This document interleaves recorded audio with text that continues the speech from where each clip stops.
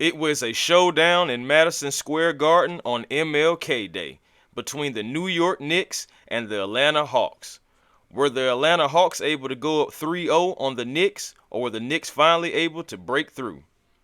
Welcome to Hawks Digest, everybody. I am Chris Tipmore, and today we are recapping the game between the New York Knickerbockers and the Atlanta Hawks. Come on in, man. Take off your shoes, leave on your socks, kick back. We're about to break this thing down. We're not even going to waste any time, okay? So, coming into the game, the Atlanta Hawks was on a 3-game win streak. They had just beaten the Boston Celtics without most of their stars. You know, they're having great games from guys who you don't normally see, like Plowden, like Keaton Ellis. No, Keaton Wallace, excuse me. But regardless, the Atlanta Hawks, they fell short today. 119 to 110. We felt good coming into the game. Of course, you know, we were 2-0 against the Knicks coming into this in the head-to-head series. The Atlanta Hawks, they won the last 3 contests against the New York Knicks, dating back to last season as well. Jalen Johnson coming back, you know, in his second straight game, as well as, you know, Trae Young. Of course, you know, he's the villain to the New York Knicks, and he came out on the court, and every time he touched the ball, every time he took a step, the New York Knickerbocker crowd, they were just going ahead and giving him a boo here. It was no F. Trae Young chance, thank goodness. You know, I guess they're past that, and thank you for that. But they still plenty of boos. No love lost between the New York Knicks fans and Ice Trae Young. Now, this game right here had 5 lead changes, 6 ties between the two teams. The teams were kind of like going back and forth. It was a slugfest, honestly.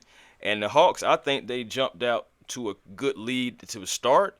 They was moving the ball. Trae Young was knocking down threes. The Hawks, period, was knocking down threes. You even seen a confident 3 from Vit Krejci, somebody that is not always looking for his shot, but more so looking to pass.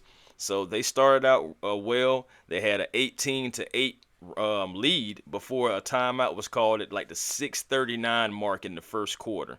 After that, though, the game did start to change. New York would start to come back. New York would start to knock down shots, and still in the first quarter. And at the end of the first quarter, it was 27-26 Hawks. And the Hawks in the first quarter, they were missing a few free throws. By halftime, they had missed like 3 or 4 free throws.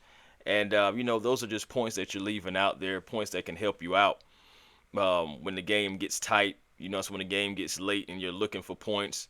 And those free throws, they really help. So you don't want to jump on them too bad about that, but at the end of the day, it still happened. The thing about it in this game, I feel like the New York Knicks really tried to be physical with the Atlanta Hawks. You know, after a while, they started playing tighter coverage, tighter defense on the Atlanta Hawks, making it tougher in the passing lanes. And in the first quarter, the Atlanta Hawks ended up with 8 turnovers in the first quarter. By halftime, they had 14. 14 in the first half. So, I mean, regardless of how I feel about the New York Knicks, that was good defense and good basketball execution. And the Atlanta Hawks, they had to do what they had to do to try to counter that. And it was a struggle. It was a struggle in this game. In this game, let's talk about a few ins and outs. The points in the paint battle, the Hawks actually lost today, 58-52. Normally, that's a stat that the Hawks dominate, but in this game, it was not to be.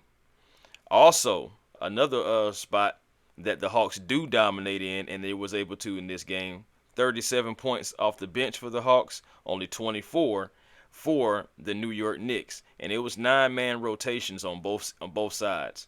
So you had to even it out, you know, so that way.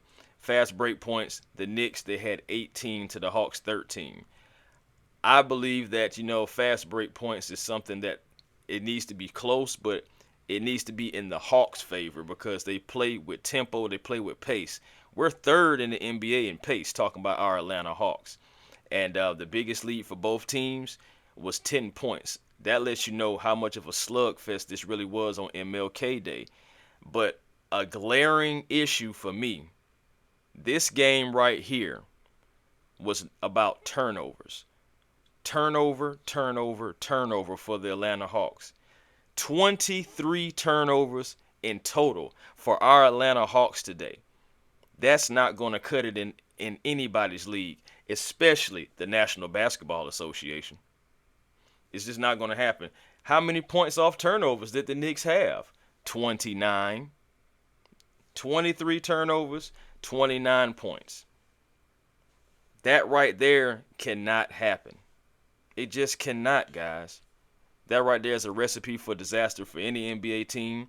But of course, we over here at Hawks Digest only care about ATL and this logo. So we cannot do that. Let's get into a few individual ins and outs that I have for you guys. I'm starting with Dyson Daniels, the Great Barrier Thief.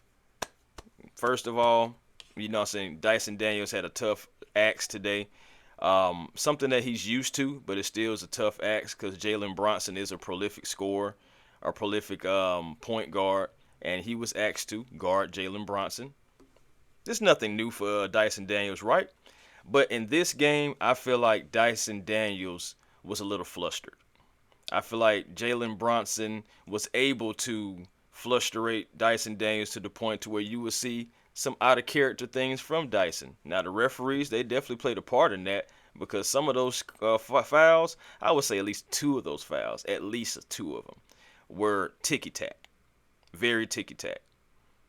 Fouls that I've seen worse fouls that weren't called in this game than some of the stuff that was called against Dyson Daniels. How uncharacteristic was Dyson Daniels in this game? Well, for one, he had to go sit down early, and DeAndre Hunter had to come in for him. Also, Dyson Daniels got a technical foul, his second technical foul of the season. What else? Dyson Daniels fouled out for the second time of this season. He doesn't do that often. So I got to give Jalen Brunson his credit. You know what I'm saying? I still feel like, you know, like I was looking at Jalen Brunson back when he was with Dallas, and I feel like he was going to be somebody in this league. And today, he got the benefit of the whistle. He got the benefit of his team playing well, even when Dyson and even when Trae, the Hawks just peered when Quin was dialing up double teams to get the ball out of Jalen Brunson's hands. You know what I'm saying? He still had his teammates who were able to get timely plays, timely scores for the New York Knicks. And Dyson Daniels, it was just uncharacteristic of him today. Some of the things he had to go through. Again, he fouled out today. He only accumulated I believe about 10 points here. Yes, sir. Yes, sir. Only 10 points for Dyson Daniels. He also had 3 steals. He's going to do that. Shout out to Alvin Robinson. Shout out to Michael Ray Richardson. Shout out to John Stockton, because those 3 individuals are the only 3 other individuals that averaged 3 steals or 3.1 steals for or more for a season. So shout out to the ones that came before us, and shout out to the Great Barrier Thief for that. Hey, it happens. You know what I'm saying? Dyson was still effective from the field. He 5 for 7, 71% from the field. It's just he kept getting into that foul trouble. Still gave you 4 rebounds, 3 assists, but he could not stay on the floor, and he ended up fouling out. It happens, you know. Again, this is only the second time this season you have seen that happen with Dyson Daniels, and shoot, you can't even be mad at him. Okay, Jalen Brunson did his job. He got the refs involved, and Dyson Daniels paid for it, you know. Let's move on to the next. On to the next. Talking about Trae Young, man. Ice Trae Young. Today, the Knicks did something a little different. They had Mikal Bridges throwing him at him. They threw what's the other guy? They did this. I think his name's Deuce McBride. Yeah, Deuce McBride. That's another guy who stayed in foul trouble today. He only had 4 and then finally calmed down. But Miles McBride is his real name, but they call him Deuce because he wears number 2. But they threw him at him. It was times you seen Karl Anthony Towns, Josh Hart, OG Anunoby. They threw everybody at Trae Young. But again, in this game, especially in the second half, the Knicks was playing swarming defense. I can't hate on it. They were playing swarming defense. They swarmed Trae. Every pass that was going on, it would either get a hand on it, it would be close. The Knicks, they were doing well, trying to stay in those passing lanes, cutting off things for the Hawks, cutting off lanes for the Hawks, crashing the lanes, especially when the Hawks would try to get downhill, like a Jalen Johnson, like a Onyeka Okongwu, and others. But they would crash it. They would be crashing, and they did a great job at team defense today. I mean, I can't hate on it. They did a great job, and it is what it is. Moving forward, the Hawks are definitely going to be better. But back to Trae Young, he was 8 for 22 today, 6 for 12 from three. So 50%, and he started off well, like I said again. But again, he still had 27 points, got you 6 assists. So he still kept his streak going, kept his streak alive as well, getting 5 or more assists in a game. So he still kept that going, but he had to guard Mikal Bridges today. Now, Mikal Bridges, him and Jalen Brunson, honestly, those two guys was very efficient today. Mikal Bridges, I know he was 12 for 17, and Jalen Brunson was 12 for 18. Josh Hart, just being timely, getting in the way at 7, and he was 7 for 12 from the field. So you had those three guys were very instrumental because Cat, even though he had 13, he was 5 for 18. He was trying to find his rhythm because he was coming off of that injured thumb. But he still was effective for the New York Knicks. But again, going back to Mikal Bridges, for the Atlanta Hawks, it was that death quarter, that infamous death quarter for the Atlanta Hawks in the third quarter, because the Atlanta Hawks was outscored tremendously in that third quarter. It was Mikal Bridges. At one point, he had scored 14 points in the quarter. And the Hawks end up losing that quarter 40-27. The Hawks were up at halftime. Then, next thing you know, here comes those Knicks storming back. And they stormed back, playing that aggressive team defense, being able to cause steals, cause turnovers. Again, the Hawks had 23 turnovers. And unfortunately, 9 went to my guy, Ice Trae. Now, some of those, I feel like about 2 or 3, honestly, about 3 of those turnovers was one of those things to where the ball is going to someone else's hands. They get it in their hands. They get it knocked out of their hands. So that's one of those things that you kind of just got to deal with. It is what it is. Again, I believe the Hawks are gonna shake this off and be able to come back swinging, to come back well. I do want to get into a bright spot because we've been saying so much bad news. There's been a lot of bad news in this show today. Let's get into a bright spot. These two gentlemen right here, and I'll make it a little bigger for you. No problem at all. These two gentlemen right here, Onyeka Okongwu and DeAndre Hunter. These two gentlemen were definitely a bright spot. Outside of Trae Young doing his thing, Trae gonna do his thing. Trae Young gonna do Trae Young things. But DeAndre Hunter, 7 for 14, 50% from the field, 4 of 7 from 3. And some of those threes were contested, and he still was able to knock it down. That's 57% from the field. Also, 4 of 6 from the foul line. Again, the Hawks was 17 for 22 overall from the foul line. You knock down a few more shots, make the game a little more closer. You never know what possibly could have happened. But back to Dre, he gave you an assist. He didn't get any rebounds because only thing he was really focused on was scoring in this particular game. And he still gave you 22 off the bench. His season average is 19, which is a career high for him as well. But 22 off the bench in 30 minutes for DeAndre Hunter. And let's talk about Onyeka Okongwu. He started his first game of the season tonight, and he went 7 for 10. That's 70% from the field. He did miss a three. That was his only attempt, so he really could have possibly been even better than that if he didn't take it. But 14 points, almost got yet another double-double. He was one rebound short, and so he was 14 and 9 today.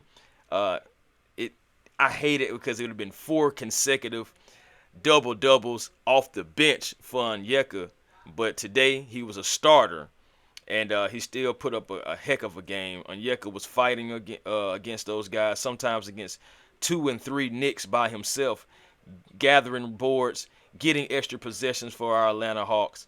And today I just want to say salute to you, Onyeka Okongwu, for your contribution today for the Atlanta Hawks, and shout out to you for starting your first game. 28 minutes today. Unfortunately, now the Hawks are now 10 and 2 when Onyeka Okongwu plays 25 plus minutes. So it is what it is, man. It happens. You can't be mad at it. You just know that you got to get better. You know that 23 turnovers, and I keep on talking about the 23 turnovers because that was the theme of the game. That is really what beat you. 23 turnovers, 29 points off of those turnovers. I'm sorry, man. I can throw together probably a pickup team that probably, if you could give me 23 turnovers and I can get 29 points off of it, man, we at least gonna have to make the game look good. So again, you can't have that absolutely dismal display. But shout out to these two gentlemen right here who did their due diligence in this game. Hawks fall short to the New York Knickerbockers, and we got to shake it on off because soon we're going to be playing here yet again. Hawks still above 500, still above 500, 2 games above 500, and we'll see, where we're going to go from here moving forward. But before I close out, guys, I just have like something else that I want to say. First and foremost, sorry there. First and foremost, make sure you guys are subscribed to the channel. We see that you're liking the content. We see that you're tuning in. We see the comments in the chat. But please, you gotta subscribe, man, so we can get out there in the algorithm so more people can find the Hawks Digest. As we're growing and we're becoming one of the top shows out here in the Digest media community. So to the 25%, salute to you. And to the other 75, come on over, man. Come on over here to one of the best growing media channels in Digest Media and in Hawks Digest in itself. Now, before I close out, guys, I just want to talk about this right here. I'm going to blow it up on the big screen for you. That's what I like to call this, the big screen. I'm going to blow it up for you. This is Ice Trae Young's father, Mr. Rayford Young Sr. This is a tweet that he put out, and I just want to talk about it because I feel the exact same way, word for word, right here. He says, the fact that it's MLK Day and the ATL Hawks aren't playing in Atlanta and it's not on national television against the New York Knicks is disappointing, all caps. Just my biased opinion, though. Also, you see right here, I mentioned it. Trae Young extended his assist streak, and now Trae Young has recorded 200 consecutive games with 5 or more assists. He is the 3rd player in NBA history to do such, joining John Stockton and Isaiah Thomas, a.k.a. Zeke. So, okay. I just keep bringing that up. I mean, it's MLK Day, so I'm not even tripping, man. Salute to MLK for all the things and all the contributions that he did before I was even thought of. So most of us have to go back and watch that I Have a Dream speech. Shout out to the ones who are still, with us on this earth that witnessed that in real time. And this day is something to just commemorate Dr. Martin Luther King Jr. and all his efforts. And I feel like the Atlanta Hawks should always play Martin Luther King Day at home. It should be in the contract. Somebody needs to draw it up. Adam Silver, we need to sit down and have a conversation because MLK embodied Atlanta. Yes, there's MLK streets everywhere, but it started right here in the South, in Atlanta, Georgia. So the I understand the college football playoff and everything, but to me, that is not more important than MLK Day. That is not more important than one of your teams, one of the only teams that can play around MLK Day is the Atlanta Hawks. So the Atlanta Hawks need to be the team that is always carrying the torch on MLK Day for the city of Atlanta. They should have never been playing in New York today. College football playoff, national championship, I could care less. My thing is the Atlanta Hawks should always be playing at home to represent Dr. Martin Luther King on his day. Always. Always. Everybody else can be moving pieces, moving parts. But it started right here in the South, in the A. I'm not going to go on with too much more ranting because I really can keep going about it. But I just want to say thank you to everyone tuning in, watching the content. Please, always, come back and make Digest Media, especially Hawks Digest, one of your first listens, one of your first watch when you're looking for Atlanta Hawks content. Until next time, guys, peace and blessings to you all. I am Chris Tip Moore, and this has been Hawks Digest.